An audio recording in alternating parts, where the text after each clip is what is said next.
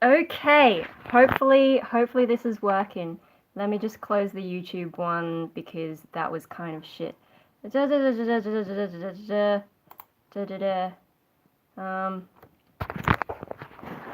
I probably should have set this up. Okay. I probably should have set this up while I was on camera so that you guys could see what I was doing. Hey. Oh dear. I wonder if YouTube will figure... What's going on here? My YouTube dashboard is a bit messed up now as well. Damn. Hey! Yeah, we're back on the phone. And, let me know how the sound goes with the phone because the phone has had its own issues. Yeah, like, it's good. It's just that with my phone... I mean, I don't know how much power I have. Let me check. 70%. Shit, I better plug it in. Like 70% is a lot, but we go for a while, don't we, guys? So, all right. Yeah, no. The thing about the phone though is, ever since I had the port fixed, and isn't it funny this thing up here? Ever since I had the port fixed on my phone, at least the speakers are a bit dodgy. So when I'm like doing that thumbnail. Well, it expresses my feeling, doesn't it? Oh yeah, so hang on, is everyone back? Yeah, no, the phone feels a bit less reliable in its own way, just because I think it's mainly the speaker that's stuffed. So when I'm trying to listen to things back on the phone, or when I'm, oh my god, you guys are so distracting, making me laugh. Okay, yeah. Get my thoughts together. Let's try. Oh gosh, yeah, no, I can see on the computer the thumbnail. Wow, that's terrifying. The thing is, like, whenever I take the picture on my phone, it zooms in. Phone only goes 720p. Oh, really? Was the other one HD? Wow, okay, so that's something different. So maybe I should look into streaming either with, like, OBS or Streamlabs. But no, what went wrong is I tried to fix the sound by going into settings and like restarting the microphone. Metal Gear when Solid Snake Surprise a Soldier and X. Oh, this thing, yeah. No, I tried to fix the sound by restarting the microphone, but that disconnected it from YouTube's streaming thing, and there were no settings to reconnect it, so I was just like, well, that sucks. Um, but yeah, it was just occurring to me if I try OBS or Streamlabs, if the webcam decides to mess up its sound, then that's not gonna. I mean, maybe they'll let me reconnect the microphone when it's fixed, but it's still gonna be shit. So, I mean, I guess I could just. I don't want to return the webcam. I know it's all shit, but I don't want to return it because I bought it on a coupon and it took so long to get here. And I mean, the picture's fine. It's just the sound is terrible. No, it wasn't really YouTube. I mean, the fact that I disconnected it and it couldn't reconnect is YouTube's fault for not, having contingency for that sort of thing. But it's the webcam that's the problem. The sound is just unreliable. I don't know why it does that. And in last night's video as well, when I was watching it back at the start, like it's doing some weird thing, and I think it's because of the way that they try and do noise cancelling, which I don't need because I tend to film in a quiet environment. I don't need the noise cancelling, and whatever they've done it badly. This phone does things so much better, and I've been on this rant about how crap webcam technology is. It's just like, it's right there, it's plugged into my computer, it's easier. Yeah, this lighting is warmer. I think like Samsung actually seems to realize that people's faces aren't pale white, crappy. They've tried to get some of my skin color. I mean, it's still not entirely accurate, especially like with this. I think I've got the light turned on a bit more, but hey, I'm not a robot. No, I mean, sometimes I guess I act that way, but yeah, no, I think like I'll keep the webcam because the picture works, but I think I need a solution for the sound. And what I was originally thinking was plugging in this microphone, but I have problems with the interface because my interface is all Mac based, it's FireWire, and I don't have a FireWire card on this PC. I mean, do people even make those things anymore? Sorry, I'm just sniffling a bit. I should get a tissue. There's no tissues here. Um,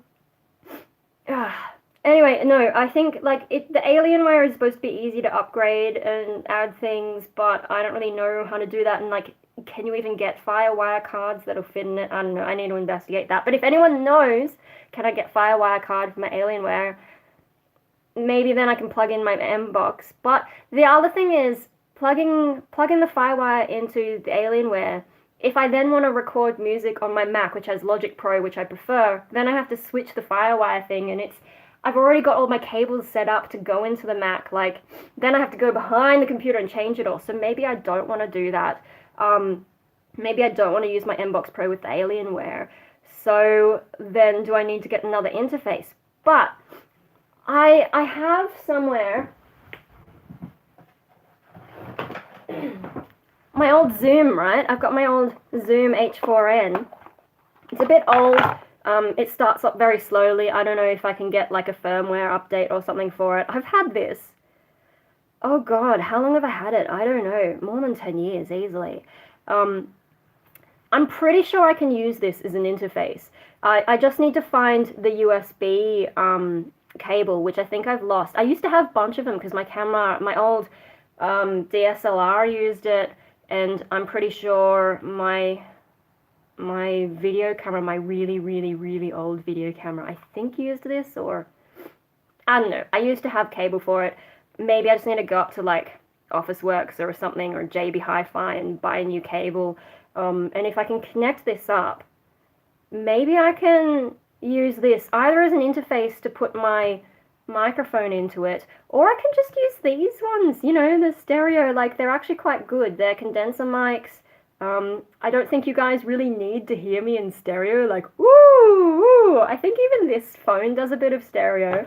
But one of the microphones is a bit dodgy because of, you know, when it got repaired, you know, things just didn't quite come back together perfectly. So if you're hearing me slightly louder on one side, I'm sorry, but at least it's better audio than the webcam was. You know, we know it works, so yeah. But yeah, I'm thinking like maybe I can just have this, and because I don't really use this at the moment for anything, I can just, you know, stick it under my screen. I think it'll fit under my screen. Yeah, I can just sort of stick it under my screen, try and angle it the right way, and that can be my microphone if I can, you know, get my shit together and actually get onto it. So then we could have basically pro audio, because like they are really good microphones on this.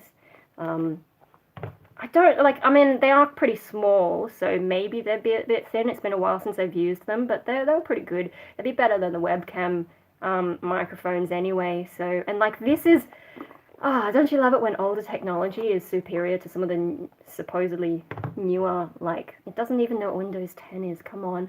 Anyway, yeah, so I'm working on ideas to fix my audio. Yeah, anyway, so that test of my webcam streaming didn't work well. So we know not to try that. But yeah, no, the Streamlabs thing is interesting. Are any of you guys familiar with Streamlabs?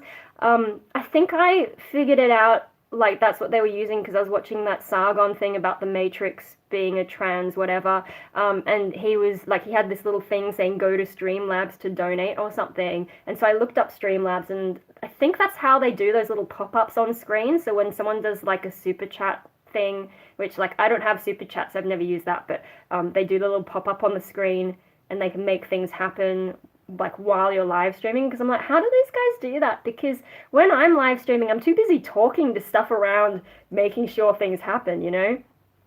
The phone is supposed to be so you can take us out and about every once in a while. Yeah, what's going on today? It's a bit sunnier in Sydney, but I don't know where to go. But I've got the house to myself, so it's quiet for a bit. I don't know when people are getting home, actually. What's today? Today's Monday.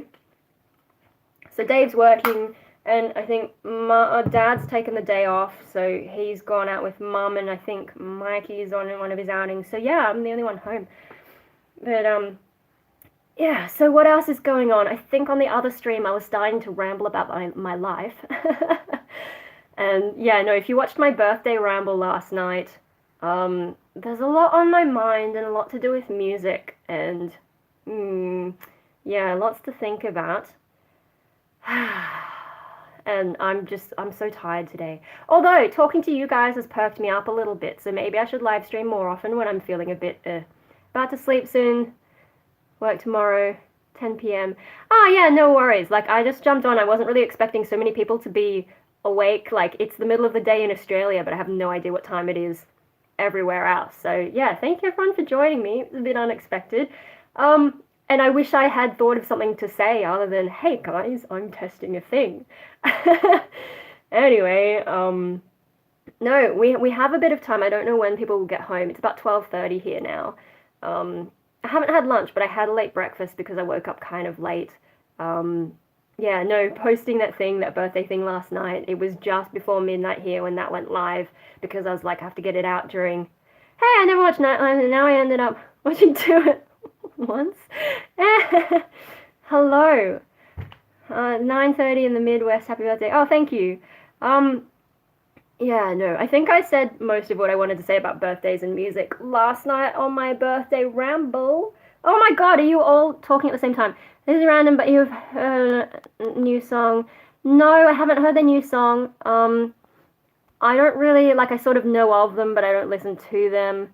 Are you going to be able to perform any of the AD Destroyer stuff? I don't know. I honestly don't know what's going on with, I mean, like, COVID's in the way.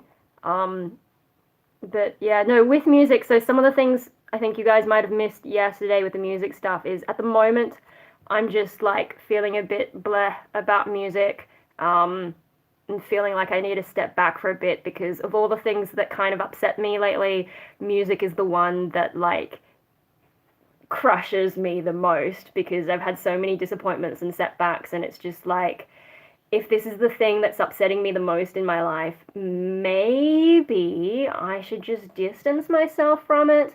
But on the other hand, it does tie into my sense of purpose. And if I don't have a sense of purpose, then I might start feeling crap anyway.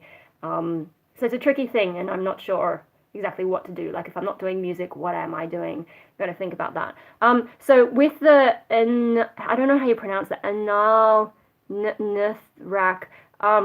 I don't really listen to them, but like I've found it hard to listen to any music for the past few years, really. It's just music used to be really good stress relief, but especially new music I'm struggling to listen to. I can listen to my old music when I'm doing my work from home job, but some of the new music, um, I'm not sure if it's because of the quality of music I'm coming across, like maybe it's not my style, but or maybe it's just that I'm kind of numb and I can't connect to it in the ways that I did in the past. I mean, there's a lot of stuff about my psychology that has changed over the few years.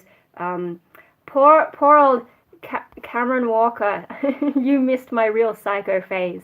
Um, and a lot of my interest in music was to do with some of those parts of me, and now I don't really have that so much, and it's like noise, a lot of it. Anyway, so the next question was the AD Destroyer, can we perform? Like with COVID, I don't know. And then, I mean, it's a collab, so it's not like we do weekly rehearsals like with a normal band. And, I think I need a normal band to get out of the house and do things. But yeah, I really don't know because there's like, that project's been on the back burner for like years. I finished recording the vocals for it in 2017, and then it's just sort of been like, I don't know, there's just been things in the way for ages, and we never really got around to even thinking of like a band image and so on. And it's like, well, we should probably do photos, but what photos and like how do you get together and stuff? And last night I was talking about what do I do with my hair. But yeah, at the moment there's only a few venues in Sydney that are really doing performances, and then it's like this weird sit down gig thing. And I mean, any kind of performance is probably going to be fun regardless, and I'd always put my full into it. But well, like it's not entirely up to me, but also so many venues just aren't open. At least for like my solo stuff, I can't do that because none of the open mics I would usually go to are running. But yeah, I don't know. We want to perform, but maybe not. You had a birthday, so happy birthday. Yes, yesterday was my birthday. In some time zones, it technically might still be my birthday. So yeah. And yesterday's birthday ramble, I talked a bit about that. 9:30 p.m. to be exact. 4:30 a.m. Are you insane? Oh my god, why would you wake up so early? Did you wake up that early of your own free will at 4:30 in the morning? Oh my god. Oh my god. I'm not a morning person. Or are you still awake? Like you just haven't gone to bed yet. I guess that's another option. Um, my hair looks great. I'm sure it looks okay. Like I've just straightened it. I've straightened my hair.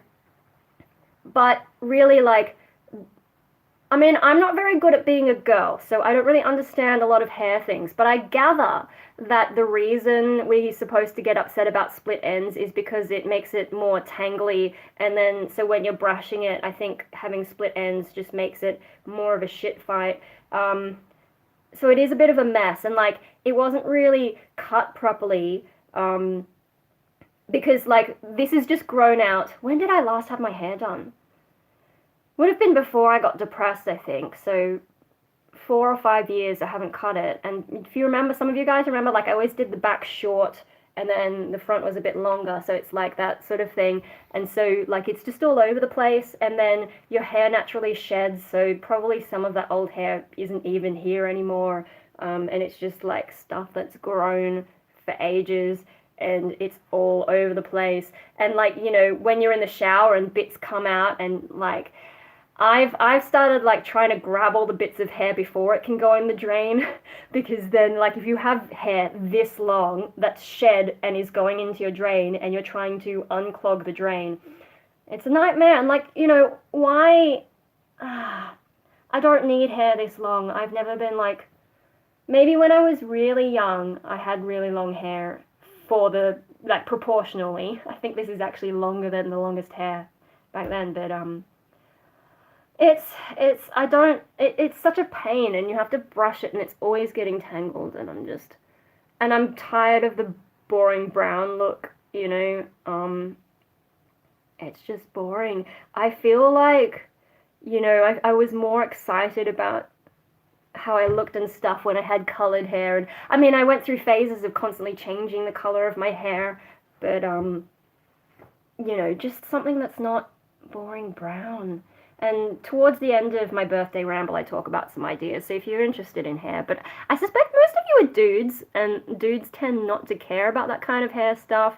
And even me talking about it as a girl makes me think, gee, really? I've actually become a lot girlier than I thought. But it's funny how, like, I didn't really become proper girly until I got into more alternative stuff. And even then, I don't know. The thing about fashion and stuff is it's all geared towards females anyway. So if I wanted to wear more boyish stuff, there's not that many options. When I was wearing mainstream stuff, I did. How do I? Oh, I've forgotten how to look at all the comments. Where are we up to? I get what you're saying. I've gone through the same. New music is hard to digest a lot of the time, and having so much issues with my voice, I tend to avoid thinking about music to not become depressed, you mean? You haven't slept?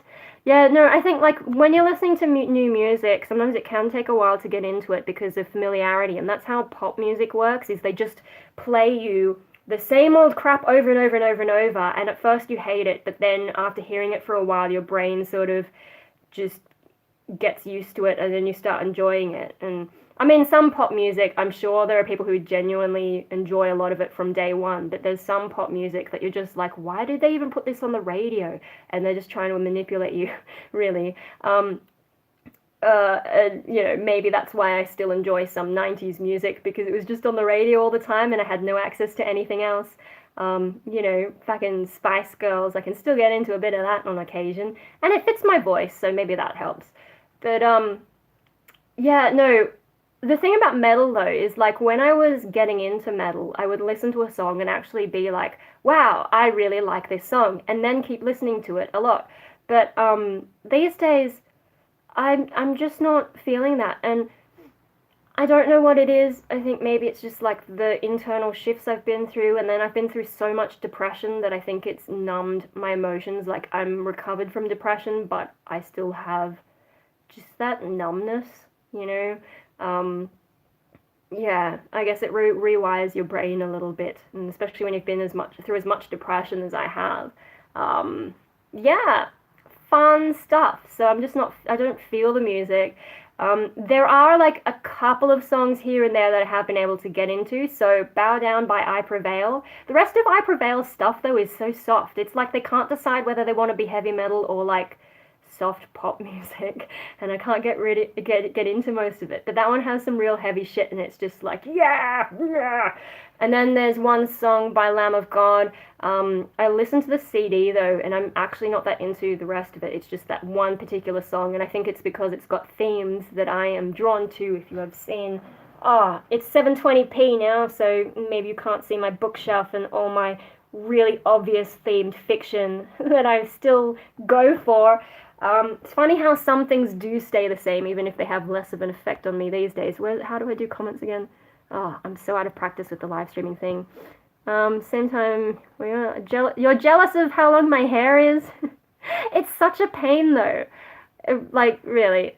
And brushing it, and then I have to straighten it. Like, I wish I'd known about hair straighteners when I was in high school, because that would have saved so many problems. Um, my hair only really behaved when it was kind of like oily and gross because I hadn't showered. Anytime I showered, it would just like poof up. And it turns out the way you solve that is with a hair straightener. How did no one tell me that? Hair straighteners existed when I was in high school. Why didn't someone just say, hey, your hair looks shit, get a hair straightener, you know? Because it would just frizz out and yeah, I don't know. I guess I was just that oblivious. Like, I didn't read any of the girls' magazines. I think I read K-Zone, you know, the kids' magazine where they're like, here's some stuff about Pokemon and Dragon Ball Z. That's the kind of kid I was. Like in year 12 English, we had to read like some magazines and then write an article, I think, from the perspective of the magazine. And I was just like, I've never read one of these magazines in my life. I don't know how to write for one. So I got a girls' magazine. It came with this weird lipstick. And it was bizarre. I was just like, I'm not interested in any of this crap. Why do I have to read this? That's what I hated about high school English in particular. Because, like, I mean, okay, I went to a Catholic girls' school, so I used to think that it was probably a feminist kind of school, but when you think Catholic, actually there's a lot of conservative crap going on. So probably some of my emotions towards feminism were colored by the Catholic stuff. But no, English did seem to have a bit more of like a feminist-ish kind of thing. Because like you had to do Shakespeare from a feminist interpretation. Feminism didn't exist then, come on, like, oh, and, you know, Shakespeare from a postmodern perspective. Like, why? Can't we just read the text for what it is and maybe figure out what he was thinking instead of imposing our own views on it? But no, never mind that stuff. We had to watch Clueless, like that American crappy movie. I'm sure I've ranted about this before. I'm just like, Clueless, it's such a bad movie, but because it was based on a 200-year-old book by this chick author who I don't care for either. Oh, it's based on a 200-year-old book. That makes it an adaptation, and oh, I'm just like, no, they're both terrible stories. Why do we have to do this? Why was I on a rant about English? I don't even know where I was going with that. Yeah, anytime I think about that, I get a little bit mad and get a little bit crazy. The magazines thing. Yeah, no, I don't know where I was going with that. Something about long hair and trying to be a chick. I don't know. Someone remind me what I was talking about. Blue Liberty Spikes. What is that? Those were multicolors. I've done a lot of colors. Like, you seriously missed a lot of my crazy, crazy life. You know, I had tubies in my hair, and I had synthetic dreads, and I had all kinds of colors. It was changing every few months because that's how long it would take to fade. I lost all my hair at the age of 30, and I'm 39, so you're lucky to have such nice shiny hairs. Yeah, but on the other hand, one of the reasons I did the colored hair in the first place is because I kept asking Mum to shave my hair off because it's such a pain, you know. Like, I didn't even have hair this long, but you know, she'd shave the hair of the boys in the house, and I was like, can you do mine? And she said, no. And, you know, my grandma would have been mortified, and that's exactly the word she would have used, mortified, because she had some very specific ideas about hair, which is kind of interesting, you know, thinking about a little old lady in church, and instead of thinking about God, she's thinking about everyone's hair and judging them for their hair. She was funny. Anyway, no, I would ask, can you shave my head? And they kept saying no. So I was like, right, well, you didn't say I couldn't go out and color it. And when I finally found a place, I was like, you know what? I'm going to go talk to them and I'm going to go do it. And the day I came home with my first colored hair, I hadn't told my parents it was going to happen. I just came home with crazy, amazing colored hair. And actually, like, they took pretty well to it because I guess it suits me in some way. Even my brother, like my brother who's a primary school teacher and who it tends to be a bit more like normal than me, apart from watching Disney movies over and over and over and over and over. And people think I'm the autistic one. Like, come on, how many times can you watch Beauty and the Beast in a row? Anyway, even he's like, yeah, it really suited you. Maybe you should do it again. Yeah, where was I going with that? I don't even know. Oh yeah, I started coloring my hair because I couldn't get it shaved off. Like I wasn't even allowed to get it shaved off, so I went funny colors. But no, sometimes also I wish my hair would hurry up and go gray. Like I'm in my 30s now, but it's still all nice and brown. And the thing about gray hair is you don't have to bleach it as much to be able to color it. That got me thinking about when you got me into Jekyll. It hasn't aged well. Oh my god, I can't watch that BBC's Jekyll. I can't watch it anymore because of the way Stephen Moffat, I don't know, Moffat, the way that he ruined Doctor Who and like getting used to his writing style, I started seeing it more. And then when I tried to watch BBC's Jekyll again, all his crappy writing things just stand out even worse than they did before. And I can't. And the whole thing at the end, if you haven't watched BBC's Jekyll, this is a spoiler, but it doesn't matter. He basically tries to say that Mr. Hyde is love, and because you have so much love, you turn into a psycho protecting your family. And I'm like, that is not what happened in the beginning. Get yourself some continuity. And it's also so cheesy. Like, why do you have to ruin what was an interesting story about the human psyche and so on by calling it love? I mean, the original Dr. Jekyll was just a drug addict who happened to have a physical transformation at the same time. Like, it's not love. Fuck off, Moffat. Do you still have the uniform? Oh, for like school? No, God, no. Got rid of that a long time ago. Uncomfortable and all that. I can't see you in such a formal getup. What, my high school stuff? I have photos somewhere. I'm sure I've put them somewhere online. They might be on like DeviantArt because I did an art thing sort of showing my journey. Yeah, that was from my period of being a complete psycho, which I'm sure is still in my head somewhere, but yeah, no, I've got pictures somewhere of me in my uniform and it's very different. Like I lived my whole life inside my head, and at school I was just like, the quiet Catholic girl. People thought I was really religious, and I'm just like, yeah, whatever, guys. Yeah, no, I just, like, it's a good thing we had a uniform, because I wouldn't have known what to wear back then. I didn't even know that goth was a thing. It took me a while for it to even occur to me that I could wear goth-type things. Yeah, no, there are pictures of me somewhere in my school uniform. I can maybe find them one day. Maybe I can do a video about it, but video making is a bit tricky these days as well, because my concentration span and, what am I doing with my life? And then the fact that I don't usually have the house to myself these days. Alicia Silverstone was so cute, though. Is she from Clueless? I forget who. I'm not very good at actors. Clueless sucked. Yeah, fucking... I was just like... And then the other thing is, with Clueless, I was at a Catholic school, right?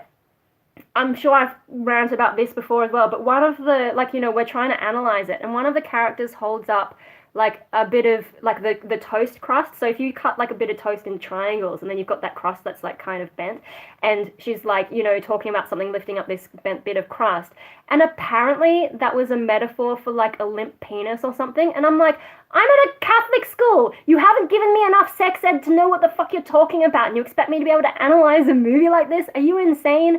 Like, in hindsight, yeah, no, there's so much that they just never mentioned, and I think the only reason that the other kids knew anything is because they read teenage magazines while I was off reading K-Zone, like, and they expect me to just know what the hell I'm supposed to be analyzing. Good fucking luck, douchebags. Anyway,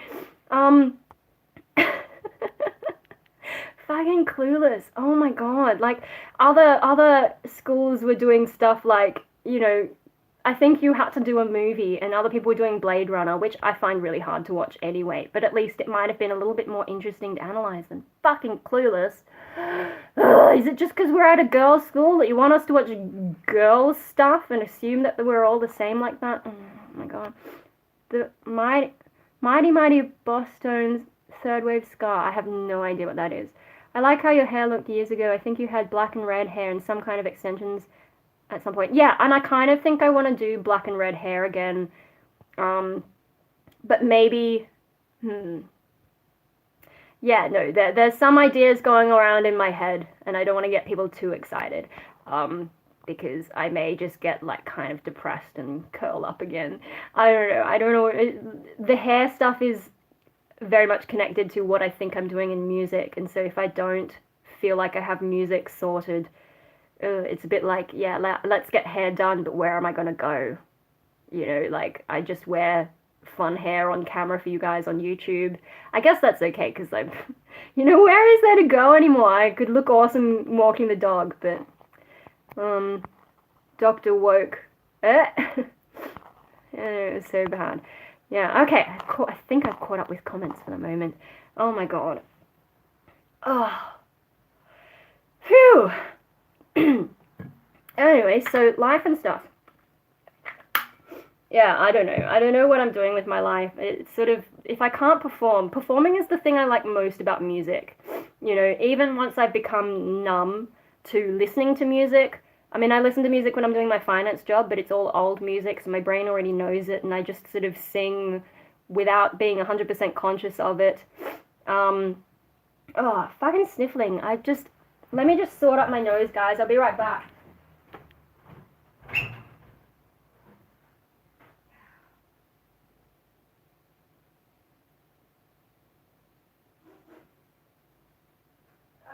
Dear, oh dear.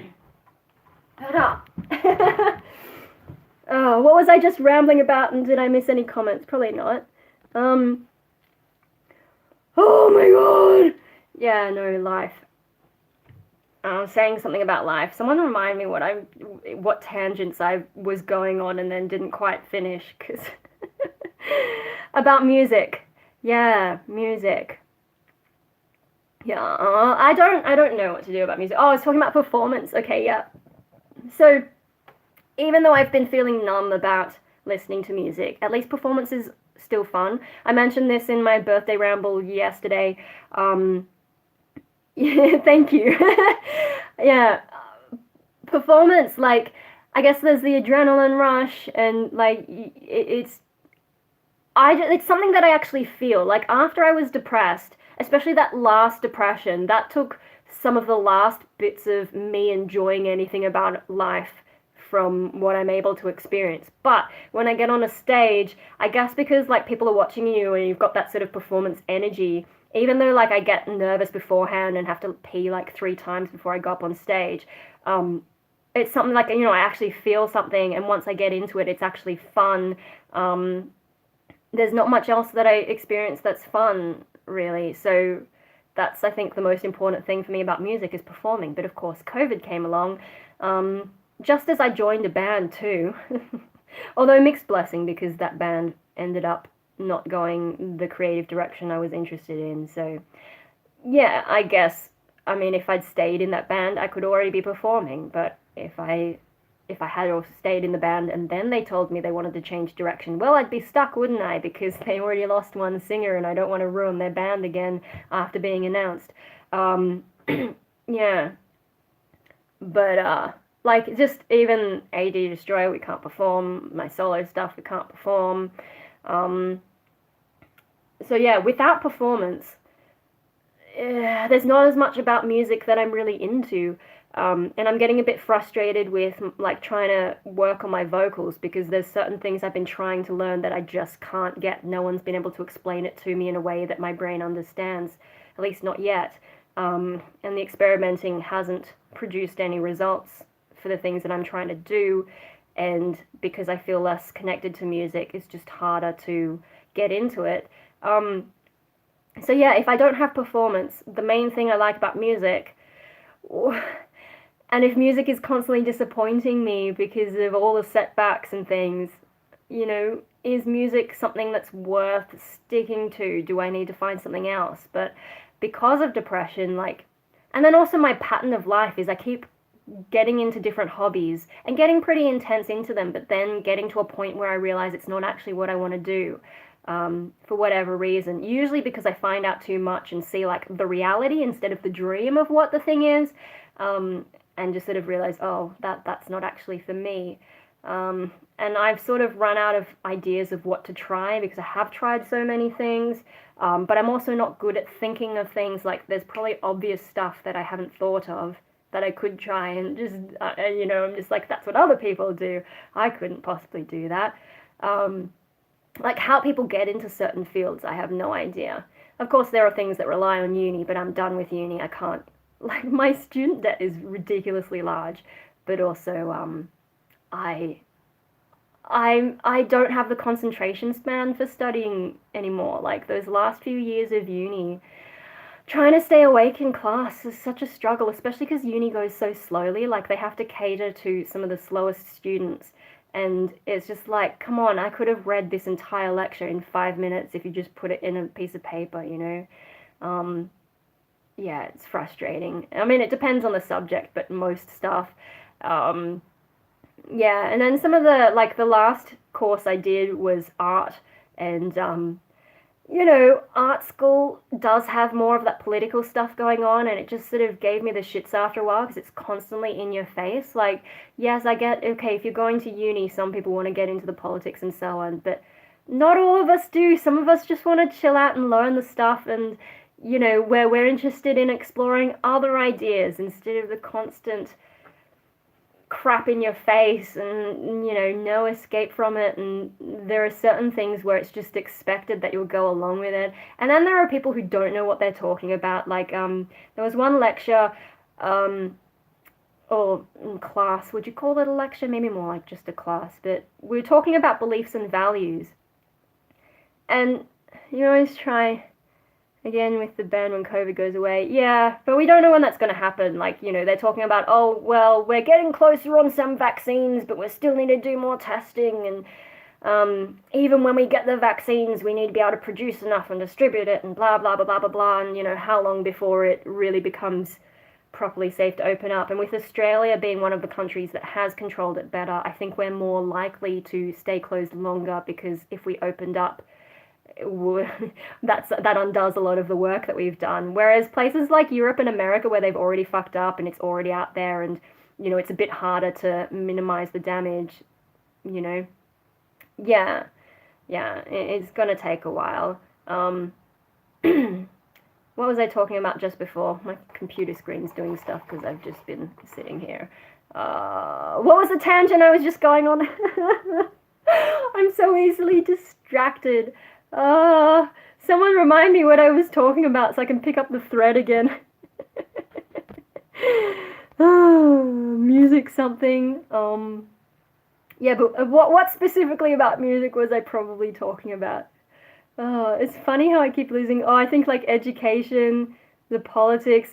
Oh yeah, so like this class where we're talking about beliefs and values, and I don't think the lecturer understood the difference between beliefs and values. Um, yeah, and so like I put up my hand to be like, but isn't values this and beliefs this? And when you've got people on different sides of politics, sometimes they have the same values, they just have different beliefs about the best way to go about it. Like, no one really, I mean, you'd have to be a proper psychopath to like value horrible things happening to people. Like, most people want the world to be a better place. It's just that they have different ideas about how to achieve that for whatever reason. And I tried to, like, point that out, and they just didn't understand. I think it was to do with, like, probably refugees or something, I don't know. But it was a frustrating thing because they were all sort of, I don't know, there's so much about uni that was frustrating. Like, we also had this PhD guy who was taking one of our classes who couldn't tell the difference between a reference list and a bibliography, and I'm just like, fuck man, you've got a PhD. I know this stuff. Like, so like it's not just politics at uni, it's about people being genuinely dumb at uni, and you're like, how did you even get this far? Have standards dropped this much? You know, I did maybe 10 years on and off of uni, you know, trying courses, quitting courses, um, only coming out with 2 qualifications after all that. Um, yeah, I don't have the concentration span to go back to uni. But one of the good things about uni is it does give you like deadlines and things that you're supposed to do, like more structure than the rest of my life. And because it's external to me, it's easier for me to sit down and do the work. Like if I give myself a goal, then I'm only really letting down myself. But if it's like, ooh, I might fail the course, then I work. And that's something like, you know, I think that's one of the problems with music is like everything's so impossible at the moment. Like how am I supposed to set any kinds of goals? When we were releasing AD Destroyer, like I mean, I only found out a week before that we were going to go public, and so like then I was like, right, sit down. That day I got our pre-orders done, and then I was like getting everything ready for the actual release, and like that was a solid deadline that was outside myself. A few things didn't quite go to plan, but my side of things, like once I sat down and yeah, it worked out. But yeah, no, had some delays with I think it was CD Baby. I wasn't really in charge of the CD Baby stuff, so I don't really know how that works. But yeah, it took them a while to actually get stuff out to platforms and stuff like that. Anyway, no, once I have like a deadline that's outside myself and a good reason to work towards it, I can get stuff done. But one of the problems with my life now is I just don't have those deadlines. I did try like with Patreon setting myself like monthly goals, but that becomes a bit too rigid in a way, and it's still an artificial kind of goal because like the all of you guys on supporting me on Patreon don't really mind so much what particular things I do. It's more like just supporting me rather than wanting something specific. Like some of those places that have Patreon and they're like every month we'll do a thing and you specifically sign up to that tier because you want that thing, but I don't have that kind of or whatever going on. Feeling the same lately. Life is stagnant because of COVID and feels like I'm wasting time. Yeah, there's that. But aren't you a writer? I mean, like, you can still write books and stuff, right? Although, like, I could write my own music, but I just don't have the motivation. But one of my problems is music doesn't come naturally enough to me, and I always get so frustrated when I sit down to write it, because I have like ideas in my head of the kind of vibe I want it to go in, but I don't have the skills to realize it. And then also I think when I'm thinking about the music in my head, it's more about the general vibe rather than the specific beats and so on. So yeah, trying to write down music is really difficult. That's why I've been hoping to find some kind of collaborator or an existing band, but they're just not out there, especially not in Sydney, and not people who want me as a female vocalist with the things that I do. Yeah, and then like with collaborators, it's very hard to find someone on the same wavelength who can write the kinds of music that I have in mind. I mean, like, obviously working with someone else, you've got to make some compromises, and that's why I joined the other band earlier in the year. I just didn't expect it to end up such a huge compromise that I'd have to quit for my own sanity. But, yeah, no, like, I'm happy to make some compromises, but it just hasn't been that right level of compromise that I could jump into a project and start a band with someone. Yeah. Goal setting. I really need it. Like I was feeling so bad this morning that I jumped onto my doctor's thing and I've booked an appointment for next Monday because I was just like, ooh, I don't like where my mental health is going at the moment. Hopefully it was just an early morning overly tired thing, but oh, was I talking about this on the other stream, or like with the whole biological depression? Motivation can be hard, all things considered. Yeah. With the tiredness thing, and I think I got distracted really badly. So with, you know, I'm exhausted all the time because I'm waking up early to do my dog's meds, and I keep going to bed late, and blah, blah, blah, blah, always tired. And then in the morning I feel really shit. And one of the things about biological depression, which I had last time, is you do tend to feel worse in the morning. And when I wake up and the first thing I feel is shit, not just tiredness, but like I've had a couple days in the past week where I've had emotional shitness first thing in the morning. When that starts happening, I'm a bit like, ooh, I don't like where this is going. Fortunately, it's just been short lived. You know, at most, I might feel it for a day. But with me sort of losing hope in a few music related things, I feel like it's getting a little bit worse. And I do worry that I might be on like just at the top of the slope back down into a bit of depression. And I'm about due for depression as well. Every few years, I usually get it. Hopefully, it'll get better for us all at some point. Anyway, I'm gonna get to bed. Have a good. Yeah, no. Thanks for tuning in. I was just in my failed camera test. But hey, while I'm here, I might as well keep talking, right? At least until my voice starts to get a bit weird. I think because I'm tired. Last night I was really tired. So on my birthday stream, if you can hear my voice, especially towards the end, there's a lot of fry creeping into that one because I was just that tired and yeah. For the moment I'm doing okay, but I am tired and there is a little bit of that creeping in occasionally, but nowhere near as bad as last night. It's too bad I can't turn it into a fry scream, really. I'm not good enough at that yet. Yeah.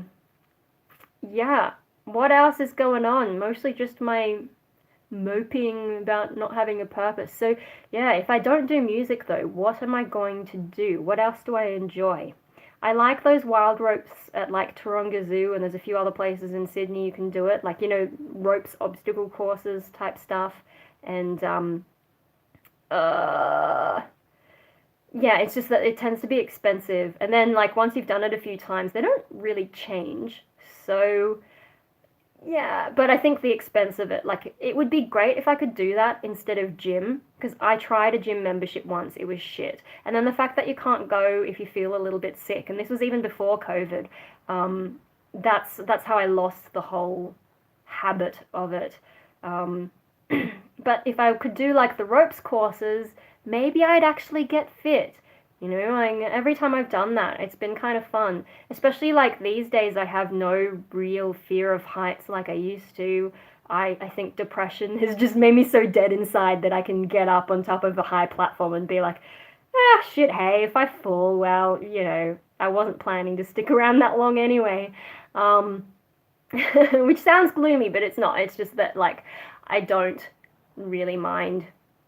You know, life is just the same shit all the time, so I'll do the best I can with it while I'm stuck with it. But hey, when I'm dead, I won't even know, right? I shouldn't be talking about this stuff though, because I don't want to make anyone feel like, you know, just in case some of you are feeling down, I don't want to like encourage that sort of vibe. It's just, this is the level of like shit hey that I've gotten to from being depressed. Hopefully I don't get depressed again, but yeah, is the numbness from recovery is yeah, no, I still don't know what to do with my life. On the upside, though, when I think, oh, what do I do with my life? I don't feel as bad as I did. Like, I used to get a lot of that existential angst. And now, like, when I feel existential, I don't feel depressed, if that makes sense. Like, previously, I would have felt depressed thinking some of the things I'm doing now. So that's an interesting thing, I guess.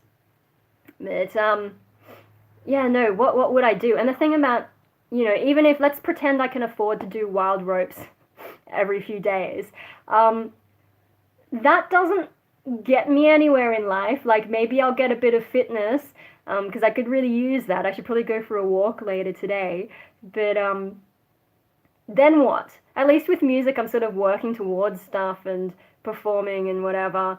But if I'm just going on a ropes course, like, it's not really a goal. Like, am I doing it to get fit for something in particular? I don't know.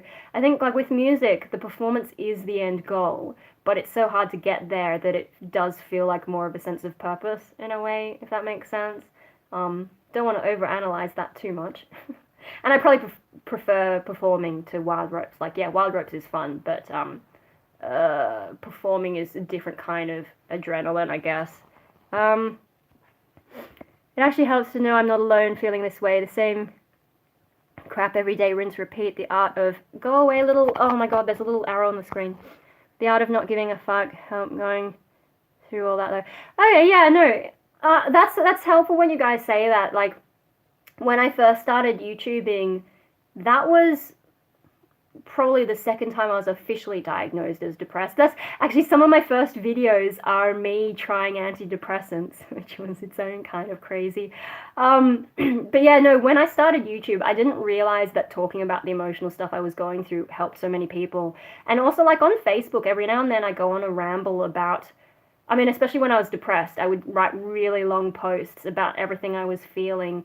And yeah, it's surprising. Like, I didn't realize sharing that stuff would help people. I was kind of just doing it as a diary and to help people know that I'm going through stuff. Because, you know, like all that Are You Okay Day stuff, um, you know, then people know what's going through my head. And so I guess they can keep an eye on me or something, especially my family who I have on Facebook.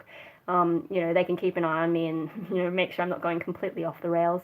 Although in some ways, it more people knowing me on Facebook and just generally in life has led to a fair bit of self-censorship of some of the more crazy parts in my brain, like never mind political stuff, the self-censorship of deeper things in me could be contributing to some of the crap that I'm feeling because I feel like I always have to keep myself some level of normal. Um, but yeah, anyway, what was I talking about? The sharing my stuff. Yeah, no, and like with Facebook, while I was really badly depressed, I think I wasn't on YouTube as much. Um, like, you know, I'd taken a break and maybe only just started to get back into it again. So I was mainly doing my depression rambles on Facebook. And yeah, I'd get the occasional private message from someone who was going through some shit and didn't really know how to handle it. And, you know, I've been through the Australian mental health system so many times, and so like they're asking for advice, and you know, my doctor prescribed me these meds, should I take them? I actually have a video, Are Meds Worth It, where I went through some of that stuff. Haven't watched it in a while, so I don't know if any of it needs to be updated, but those were my thoughts at the time of like, Are Meds Worth It? Medication didn't work for me. I think just because I'm overly sensitive to side effects. And there's some, my doctor is now sort of more considering the idea that I might be autistic on the spectrum. And I have heard that sometimes autistic people will react badly to some side effects of medications. So that could explain that, although I'm still on the fence about the whole autism thing because there's some stuff that matches, but there's a lot that doesn't. And it's like, at what point do you put the cutoff of autism and not autism? And I think I came across something about the DSM-5 criteria for diagnosing autism. And if I did have autism, I would be what they previously called high functioning, a mild case of autism. And looking at the levels, if that thing was accurate about what the DSM-5 guidelines are, I wouldn't even qualify for the mildest form there is there. You could then say, oh, maybe this is just because it's a male biased kind of thing. But at some point, you have to have some criteria that's consistent. Like, you can't just say, oh, females don't have any of the same autism things as boys. Like, that would be a different condition, you would think. Interesting book. I bought one to read. Did I mention a book? I can't remember. Remind me what the book is about. I'm just, yeah, when I'm just rambling, it's easy for me to like forget what I'm talking about. You guys know that. I just go on endless tangents. I think some of you enjoy that though, that I can be so distracted and just keep talking about whatever. I know I'm background noise for people. Oh, DSM-5. Oh, I forget that it's a book because I looked it up online. Yeah, I mean, the whole DSM thing, I'm aware that there's some disagreement about how useful it is, and there are other diagnostic tools, but yeah, no, if that, I mean, they changed some of the things about autism diagnosis in that, but I think it's generally taking all things into consideration, trying to bring it under an umbrella term, because they used to be like, Asperger's used to be a different, I'm sorry I said it like Asperger's, or, you know, American Asperger's, maybe that's why they changed the name. I'm sorry, guys. But yeah, no, that used to be a separate condition, and it's now umbrellaed under autism spectrum, although some people have become very attached to the label, so it's still used and still accepted in that sense. But yeah, technically it's all just autism spectrum disorder at the moment. And yeah, when I looked at the criteria of like different levels of severity, as far as I can tell, I wouldn't qualify for the mildest one. And this is the thing about trying to diagnose me with stuff. The only thing that has definitely fit was major depression, possibly dysthymia. You know, I've got that video, melancholic depression and dysthymia, which you can apparently have to have at the same time, and might be what I had previously. Melancholic depression is the biological depression, and dysthymia is like that long-term mild depression. And when you have them at the same time, I think it was called double depression. Um, yeah, so those are the only things that ever really fit. Whereas, you know, I've seen so many psychologists and psychiatrists, and some of the questions they ask, like, I know too much about this stuff, so I know what questions they're asking, and some of it has been trying to diagnose me whether I have bipolar or OCD, you know, things like that. And yeah, I have traits from all of them, but not enough for a diagnosis. And I feel like autism might be the same way. I do worry a bit that there's this almost trend to talk about how it's so hard to diagnose in females, and you know, you have to use different criteria and all this kind of stuff, but I worry that that's leading to overdiagnosis. Like if you think about, was it the 90s or later when ADD was becoming a thing, and you know, more awareness, but also leading to overdiagnosis and some kids being put on medication when they probably didn't need it. I feel like that's happening a little bit with autism as well. And then with more and more mild cases of autism, you get communities of neurodiverse people. I'm not a fan of the terms neurodiverse and neurotypical, because I feel like it's another one of those us versus them kinds of things. And I know in some of those, at least some of those support groups, they use the word neurotypical like almost like a slur, like, you know, oh, you're neurotypical kind of thing. You wouldn't understand. Yeah, but like, you know, because there are more mild cases of autism, they're able to organize into some of these groups and almost make it fashionable. And then you've got like these researchers who are trying to describe autism as a superpower when it's not. It's actually something that affects people's lives and makes life difficult for them. And here you are glorifying this condition. I guess it annoys me because I've been around disability my whole life. I have met a lot of people who've had severe autism who can't speak for themselves, and now you've got this community who's trying to speak on their behalf. And this is something that annoys me about some members of the disability community in general, because they talk about disability rights and what they want and all that without asking the people who are non-verbal, like who can't speak for themselves. They just assume that, oh, I'm in a wheelchair, therefore I can speak for all disabled people, even though I have no idea what an intellectual disability is like, for example. Yeah, there's a lot of stuff about that kind of bothers me, and, you know, with the autism stuff. And yeah, what's this comment? My little brother was put on autism meds, but they made him like an emotionally flat zombie. Is it autism meds or like ADD meds? I guess like because they're kind of comorbid, so it might be for one or the other. But yeah, no, some meds are like that though. Like all these psychological meds. So I tried a lot of meds when I was depressed, and the first one, the first one that I tried, like on my second YouTube video, I think, that when I first tried it, like when it first kicked in, I just got really hyperactive and stuff. And this has actually happened with some other SSRIs I've been on. And at first, like, it gives you that effect, and some people thought I was recovered because I had so much energy, but I actually felt really terrible on the inside still. Like, it hadn't fixed my depression, it just made me look like I'd gotten better. And then at some point, that wore off, and I just felt completely numb, and that's why I first came off them. And I think I came off them without talking to my doctor either, because it was just such a horrible feeling. Yeah, fortunately I didn't get brain zaps at that time. ADHD, yeah. No, that's some of those meds. Because, yeah, I don't think there are any, like, particular medications just for the autism thing. I think that's more like neurobiological or, what's the word? I don't know what the word is, but it's a bit different to some other conditions that can be altered with medication in that way. But autism does co-occur with a lot of things, so I think you generally treat the other things, and then for the autism itself is usually therapy. which, you know, in severe cases of autism is very difficult, especially like those really severe ones that co-occur with like an intellectual impairment. I've been around so many of those kids, and yeah, it's difficult. So I just get a little bit annoyed when people talk about autism like it's some superpower. I'm like, no, please don't do that. And it seems to be happening with some other medical conditions as well. Like people gather in these support groups and then decide maybe it's not a problem, this is just how we're different.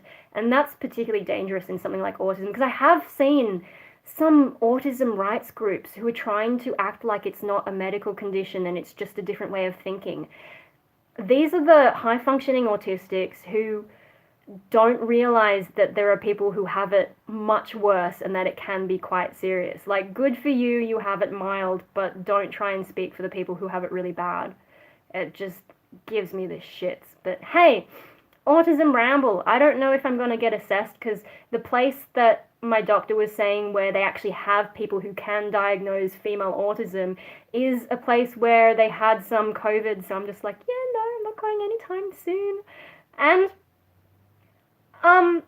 I mean, with female autism, there's this idea of masking. I don't think I engage in masking. I mean, I was quite shy when I was younger, but I don't think I had trouble looking people in the eye. The only time I ever got confused about looking people in the eyes when we were learning about Aboriginal culture, and in some Aboriginal cultures, looking someone in the eye is like a challenge. Like when you look at a wolf or something, like it's to do with that more animal, like if you look someone in the eye, it's a challenge. Whereas with humans, we look each other in the eye. I think it's a bit different the way we do it hierarchically and so on. Yeah, no, that was the one time that I got confused about it, because I was like, wait a minute, there are other cultures that don't think this is the way to do it. Netflix has a special about an autistic guy who competes in Rubik's Cube. I used to know how to do Rubik's Cube. I learnt it. Where's my Rubik's Cube? Over in that corner right there, that little red spot. I used to know how to do it, but I've forgotten. Because, like, after a while, it's just the same process over and over. Like, when they talk about Rubik's Cube algorithms, yeah, you kind of just look at the things and you're like, okay, to solve that, I have to do this set of moves. And just, like, it was cool learning to do it so you can impress people as a party trick, but who gives a shit? I don't know. It's like, you know, if I'm autistic, what's my special interest? Because they tend to have special interests, and I mean, I guess there's my choice in fiction tends to have a particular theme, but it's not like I go researching every tiny thing about them. I tend to research stuff while I'm interested, and then I get bored, and then I move on. I bought one, but I'm terrible at it. You've got to look up the instructions for how to solve one, and once you get the hang of it, you just need to remember them, and yeah, I don't know. Anyway, am I autistic? I don't know. Like, what's the difference between, like, being on the spectrum and just off it but a little bit eccentric, you know? Like, where do you put these cutoffs? That's one of the things that bothers me about this diagnosis thing, and whether or not people are overdiagnosed.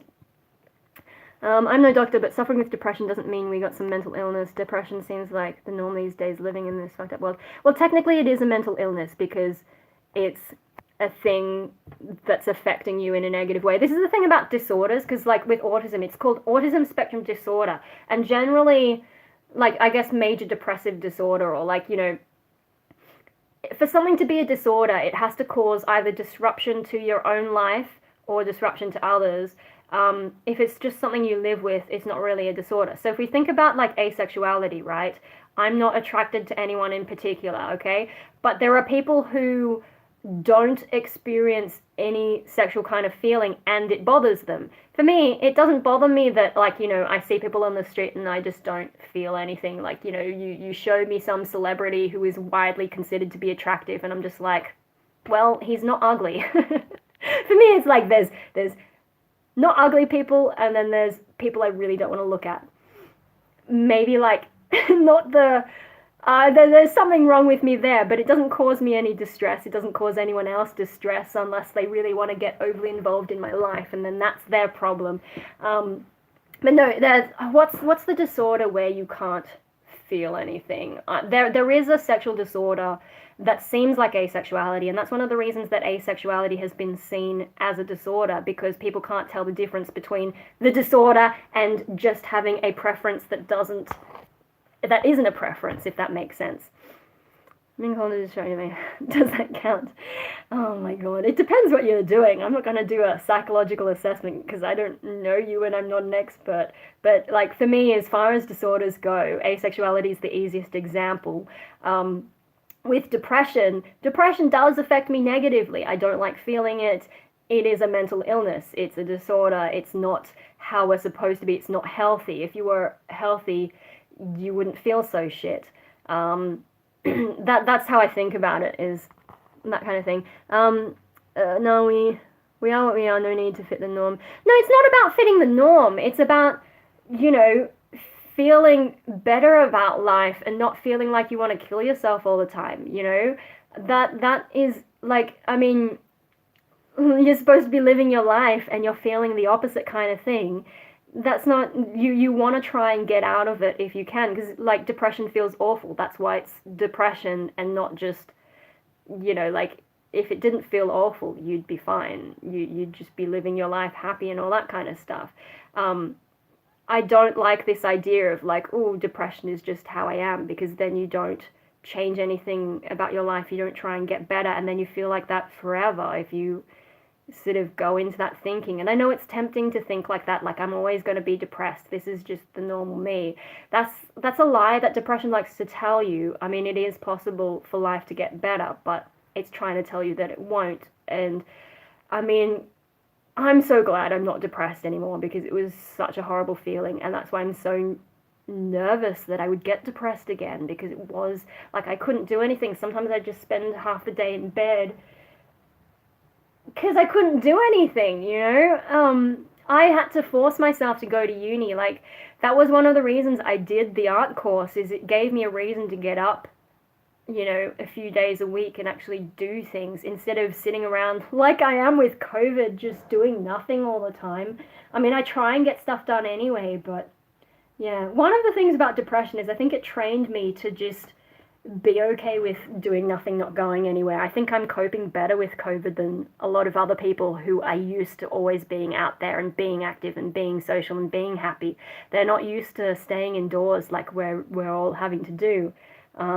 So like that's probably one way that depression has helped in terms of giving me resilience post-depression, so that I'm just like, well, this is just how things are, I'm not going to get depressed over this, but I might get depressed over other stuff, because yeah, music life isn't progressing the way that I wanted, and yeah, frustrating, and I don't know what else to do with my life. So the existential stuff might come back, but we'll see. I'm doing my best not to go there. Hopefully I don't get depressed again, because I mean, psychologically I've been a lot healthier the past couple of years. I've had my ups and downs, but no, it's like, you can tell the difference once you stop being depressed. There's this weight that is just gone, and it's like, I get it. While you're depressed, though, it feels like it'll last forever. When you come out of it, you're like, oh, yeah, no, that weight's gone. And like when I realized that weight was gone, it was such an odd thing, because it had been so long since I had been any kind of psychologically healthy. Yeah, it's a strange thing. And I mean, depression isn't just in your mind. There's physiological stuff that happens as well. That's why it kind of hurts physically as well. And then to get rid of that horrible feeling, it's different. You don't think that way when you're depressed, but it is different. So now it's just a matter of trying not to get depressed again. Anyway, but no, we were talking about the disorders because of like autism, and it's like, if I have autistic traits, do they bother me? I don't think so. But on the other hand, if you look at the way my life has gone, I'm not exactly properly employed. I mean, everyone's had a hit to their incomes these days, right? But like, I've never had a proper full-time job. I had an almost full-time job. I was a little bit too good at it though, so I didn't need to be there the full hours. So like, I was getting paid for full-time, but not actually there full-time. But yeah, no, but the question is, is my employment record. Well, actually, I did manage to maintain employment for most of the time, and I was studying at the same time, so I won't be too hard on myself. But looking at how I haven't been able to engage in society in a normal way, in terms of like having the 9 to 5 job or having a full on job, um, is that because of an autism thing, or is it just because I've had so much depression? It could, you know, just because I'm not fitting the norm of society doesn't mean that I'm autistic. It could just be the depression and that I have some different ideas, you know? Don't wait for stuff to happen to make you happy. Just be and fuck the rest. Yeah, I mean, like, one of the tricky things about waiting, that's the point, is like if you're always waiting for stuff, it might happen, it might not. It's, you know, this is a bit of a tangent away from depression, but like with music, if you want something to happen, you kind of got to do it yourself and try and learn things and, you know, make things happen. And I'm a bit worried that I'm sort of at that stage. Like maybe I should just go solo again because at least I know I will do things. The main problem with going solo is my own motivation. And I'm just seeing some dust on this table and it's annoying the crap out of me. So sorry, I'm just gonna. This is the problem with having everything being black. Is it all? Oh my god! And now I see more and more dust, and it's a fruitless endeavor to try and clean it all. So oh god, I've just made that contrast worse. Anyway, no, the problem for me with music, like, yes, if I want something, never mind something done right. If you just want something done, do it yourself. But how much do I want it? Clearly, I don't want it enough to actually sit down and work through all my problems with it and all the frustrations like I did when I was younger. Like, you know, I started a few bands when I was younger, and Rainbow Death Ray is the one that finally went somewhere. I used to start bands and I used to write music and I used to try even though it was difficult. Whereas now, I think I have not PTSD, but like that kind of hesitance because of Rainbow Death Ray, because I burned out so badly.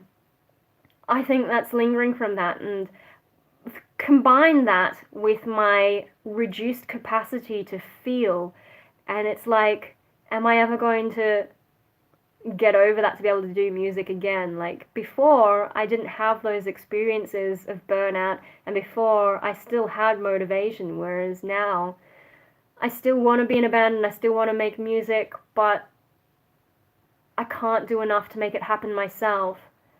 I'm anxious about risking the burnout, and yeah, no. I don't know. Like if I could get my shit together, that would be great. But especially like maybe like I keep coming back to this. Maybe it's the fact that I'm just not getting enough sleep and I'm not waking up early enough. Like I wake up for hope and then I tend to go back to bed because I'm just so exhausted, and maybe that's interfering with my ability to be motivated. And then COVID, and there's so many things. Like the start of this year, I really thought, you know, let's do some stuff, and then straight away was in crutches, in hospital on crutches, and it's just been one thing after another since then. Maybe that's impacted my motivation more than anything else. I don't know. Yeah, no, if you don't get enough sleep, you become so much more susceptible to negative emotions because you just don't have that psychological buffer, I guess. It's shit. Oh dear. But you know,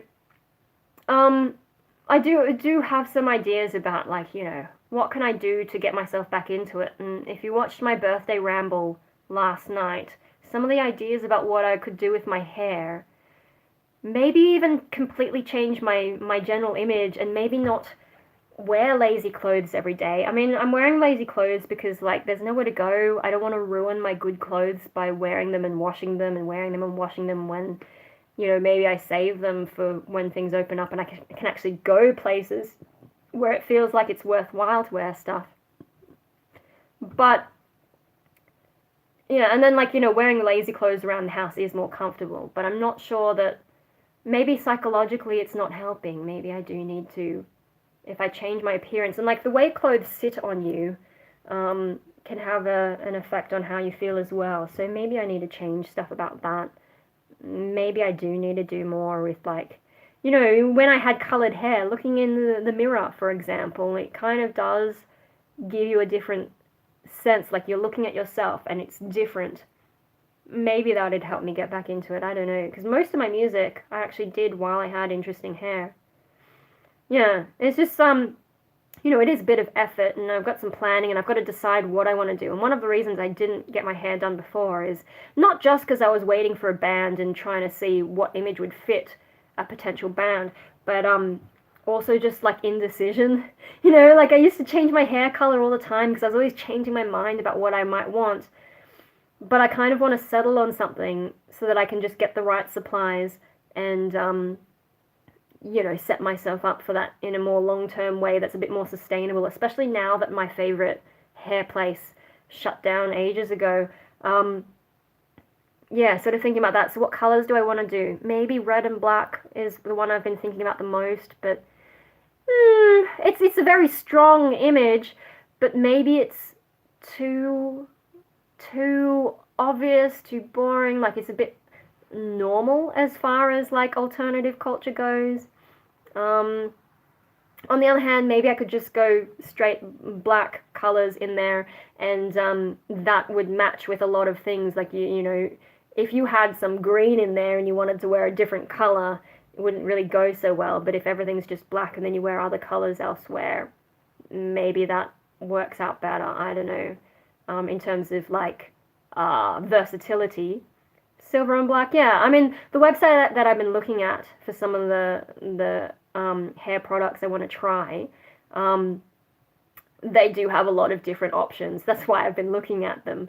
So, you know, maybe I could look at that, change my image a bit, change my self-perception in an external way and see if that has an impact on the internal. And like another thing this year, for the last few months, not much going on with Punk Rave Australia. Like the last time I was in contact with them, oh god, I can look it up. When was the last time? It would have been around the time Hope was having issues, I think. When did I? Oh my god, all this junk mail. So I last sent them a message in June. Haven't heard anything since. So I haven't been doing my usual like fashion videos, and you know, haven't been trying on those kinds of clothes, and maybe that's having an impact as well. Yeah, I think like with COVID, Punk Rave Australia had a little bit of tricky stuff going on, so like I think they cancelled one of the upcoming ranges or decided to pause development on new ranges, or I'm not sure, I don't know exactly, so don't take my word on it, but there was some disruptions. And I mean, they're based in China, and now there's a lot of like ho-humming across the world about, you know, China's position in the world, and yeah, I imagine there's a lot of factors that have kind of, you know, messed with that. So yeah, I don't know if or when we'll be doing punk rave videos again, but in terms of like, yeah, my self-image, maybe clothes are more important than I've given them credit, because I'm not a girly person, right? So like if I didn't have alternative gothic culture, I would just wear trackies all the time, like I am doing during COVID. And because I don't pay attention to clothing that much, yeah, I don't know, like maybe I haven't realized what probably other people have realized, that clothes can change your perception of yourself and like, you know, how you feel and all that. Maybe that's something I need to give a bit more credit to. I don't know. Like, how did I... Sometimes I do wonder how I ended up the way that I did. And, you know, then people can make those autism kinds of, you know, declarations about me. But it could just be the weird life situation I've been in. I mean, you know, most people don't have a disabled brother. Most people don't have Japanese Australian parents, like, you know, things like, you know, I don't have pierced ears, which in Australia at least is a bit unusual for a female, particularly at my age. Like most kids get their ears pierced at like 7, I think, is when most of the girls in my class were doing that. And I eventually did ask my mum, like, is there a particular reason you didn't push me to do that the way other parents seem to be pushing it on the kids? Is like, kids listen to their parents. It's not just, I mean, there is a little bit of peer pressure, I'm sure. Kids are like, oh, you got your ears pierced, I'm going to do mine too. But I would also say probably the parents like, so when do you want to get your ears pierced? Which I never had that experience. I never felt any pressure. My mum didn't even ask, like, do you want to get this thing that other kids are doing? I don't remember any of that. I asked her about it later because, these days you'd have some of the more, what do you call it? I don't know, the kinds of parents who aren't into gender stereotypes, right? You might have some more of that going around, who would not push their kids to get their ears pierced because of, like, maybe that's not how you want to express your gender kind of thing. And so, like, I wondered if it was something like that, like maybe my mum didn't want to push me in a particular direction. But no, it actually turns out that with Japanese culture, like, at least when mum was in Japan, pierced ears weren't a huge thing. I can't remember how long she's been in Australia, more than half her life now. So, yeah, no, it just wasn't a thing in Japanese culture to get your ears pierced. She used to just have clip-on earrings, and the only reason she really got her ears pierced is when she came to Australia, started living here, and clip-on earrings weren't such a big thing here, so it just made sense to get her ears pierced so that she could wear the things that she wanted. And yeah, so like in Japan, there wasn't really this whole get your ears pierced early kind of deal. It was just, yeah, clip-ons, would be fine. And I think my Western grandma did give me clip-on earrings at some point because I'd never had my ears pierced. They're horrible to wear though. They kind of feel like they're pinching, and then after a while, you just sort of start feeling that pressure there. Like if you sort of pinch your ear for a while, I'm sure it'll feel a bit awful. And that's the same with, I've got Nekomimi, where is it? No, that side. There in the shadows, there's a Nekomimi, and I mean, it's an old one. They've probably got better technology these days. It's supposed to detect your brain waves to make the ears move, and one of them goes on your forehead, that's fine, but another one clips onto your ear, and that one always annoyed me. That's why I didn't wear it so much. And then the headband thing was a bit small, so it's always pressing on your head. But yeah, no, so like weird cultural things like that, you might think, like, if you didn't know anything about me, that the reason I didn't get my ears pierced is like some gender neutral whatever, but it was actually just because, culturally, mum didn't have that expectation, and,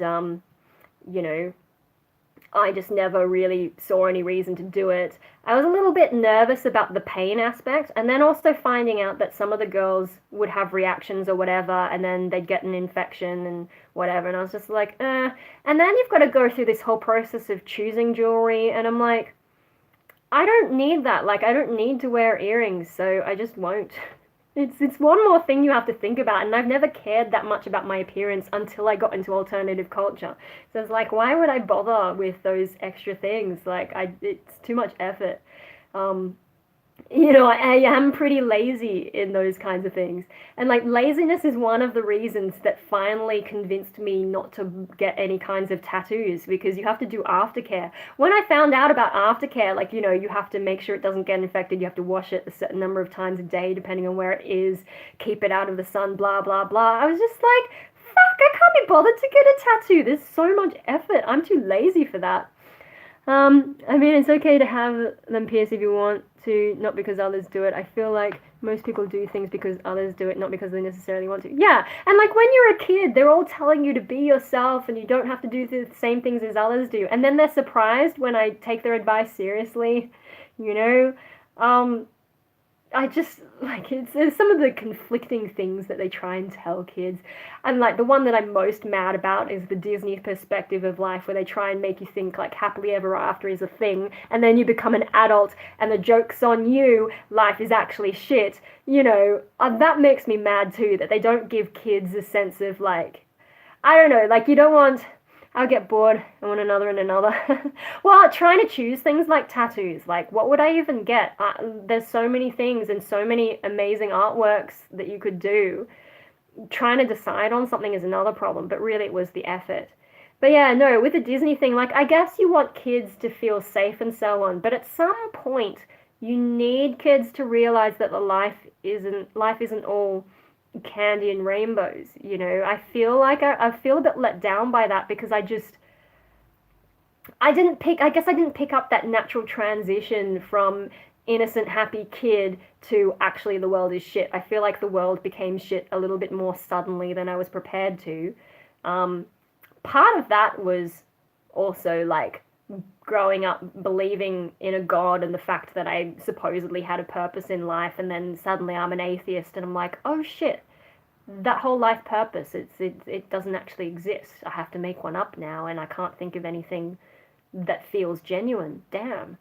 That didn't help. Although I think I became an atheist before that feeling hit. I think I became an atheist before puberty, and of course, puberty is when your brain starts, like, goes through this huge redevelopment, and puberty is when a lot of psychological issues occur. I may have been predisposed towards depression beforehand because I remember things about my childhood that probably indicate early signs that I was going to become depressed at some point. But depression is where it really kicks into gear and you first start feeling, did I say depression or puberty? Puberty is when all that crap starts kicking in. And yeah, that's when I think the atheism started to worry, like, to start to hurt. I think when I became an atheist, when I thought, there's probably no God, I was just like, okay, that's just a fact. But then when I developed those higher reasoning skills that you get with puberty, I think I was able to think about the implications of there being no God and just realizing, oh, the things I thought I might be in life and, like, you know, I might have a purpose and whatever, those things aren't there, and I actually valued them. Now what do I do? It's not okay anymore. Sometimes it's unicorns shooting the rainbows. Oh my god, I'm never going to escape unicorns because of Rainbow Death Ray. There are still people who send me unicorns and rainbows and stuff, and I don't actually like them. Just like Rainbow Death Ray, like Rainbow, I was trying to find something girly but not too girly, and it didn't occur to me that rainbows would be interpreted as some kind of LGBT thing. Like, there were people who were legit thought we were a lesbian band, and I'm like, oh, damn, I didn't think of that. And then, with the unicorns, like, we had a unicorn logo. That was kind of an accident. Like, I drew so many logos, and only one of them had a unicorn on it, and that was the one that the band's like, let's go with that one. And that's how we ended up with the unicorn. It was just like one idea out of a gazillion. And now I will forever be associated with rainbows and unicorns when I don't actually like unicorns. I'm more of a dragon person. I should have done, like, Dragon Death Ray or something, but I wouldn't have captured the all-female thing. Like, that's what I was trying to do with the rainbow, was capture the fact that they were all chicks. Oh, now you fucking tell me, hey. Why is everything like this? Nah! Anyway. What time is it? I think I'm getting a bit hungry. Oh my god, it's almost 2 o'clock. I think I'm gonna have to go and get something to eat. Because, like, another thing is, a dragon person. Yeah. Well, I'm also born on the year of the dragon. I'm also a Leo, so I got, like, all the fun animals. But yeah, no. Another thing I notice sometimes I think impacts my mood, or at least my feeling of well-being, is when I'm a little bit too hungry. And, like, I did eat breakfast late. Hot Pockets. I don't actually know what a Hot Pocket is. I don't think we have them in Australia, or if we do, maybe we call them something else, and I don't really pay that much attention. Pizza Minis. Do you remember that really, really old Teenage Mutant Ninja Turtles cartoon? None of the new stuff. The old cartoon where they shrink and they end up getting, like, mini pizzas at the end is kind of cute. No, I'll probably just have some pasta. But yeah, I had Pizza Pockets. I don't know if we have them either. Yeah, I had breakfast late because I went back to bed. Or did I? No, today I think I woke up. I did Hope's meds. I went back to bed. I woke up to book my doctor's appointment. Then I went back to bed again, and then I had breakfast when I woke up, maybe 11 o'clock. So yeah, I had breakfast then. So that's why it's 2 o'clock and I'm only just getting hungry. But I think I know that I'm pretty sure there's, like, some bow tie pasta in the fridge, and I'll just chuck some cheese on it. I won't even bother with proper sauce, but I need to get something into me. And then I probably need to take my dog for a walk. He has been this morning though.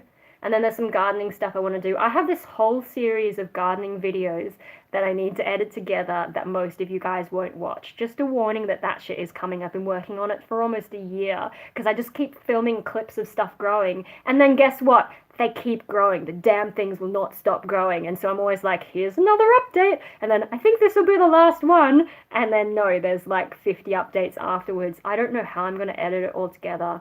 I don't know how I'm gonna, like, maybe I do it in bite-sized chunks, but I don't think you guys really care about it. So maybe I just edit it into one mega video, see how my Alienware copes with it, see how Australia's NBN copes with uploading it.